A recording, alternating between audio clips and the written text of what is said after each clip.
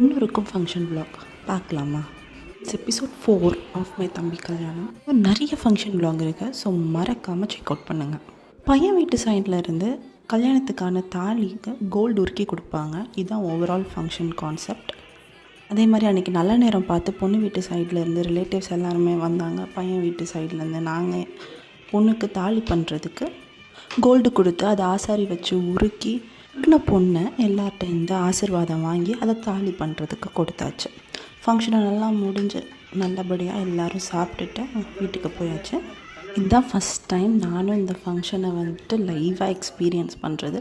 Function முடிஞ்சதும் நல்லா rest எடுத்துகிட்டு பக்கத்தில் இருக்கிற கோயில் போயிட்டு நல்லபடியாக அந்த கல்யாணம் நடந்து முடிக்கணும்னு சிறப்பு அர்ச்சனைலாம் பண்ணிவிட்டு நிம்மதியாக கொஞ்சம் நேரம் டைம் ஸ்பெண்ட் பண்ணிட்டு இருந்தோம்.